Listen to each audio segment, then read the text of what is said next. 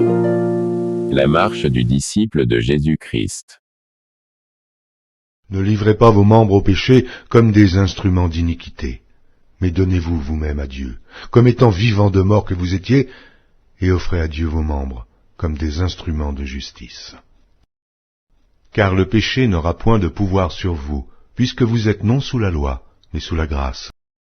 Je vous exhorte donc, frères, par les compassions de Dieu, à offrir vos corps comme un sacrifice vivant, saint, agréable à Dieu, ce qui sera de votre part un culte raisonnable. Ne vous conformez pas au siècle présent, mais soyez transformés par le renouvellement de l'intelligence, afin que vous discerniez quelle est la volonté de Dieu, ce qui est bon, agréable et parfait. Efforçons-nous donc d'entrer dans ce repos, afin que personne ne tombe en donnant le même exemple de désobéissance. Car la parole de Dieu est vivante et efficace, plus tranchante qu'une épée quelconque à deux tranchants, pénétrante jusqu'à partager âme et esprit, jointures et moelles. Elle juge les sentiments et les pensées du cœur.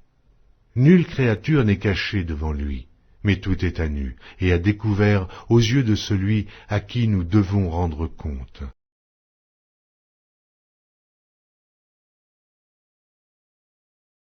Si quelqu'un est en Christ, il est une nouvelle créature. Les choses anciennes sont passées. Voici, toutes choses sont devenues nouvelles. Et tout cela vient de Dieu, qui nous a réconciliés avec lui par Christ, et qui nous a donné le ministère de la réconciliation. Car Dieu était en Christ, réconciliant le monde avec lui-même, en n'imputant point aux hommes leurs offenses, et il a mis en nous la parole de la réconciliation.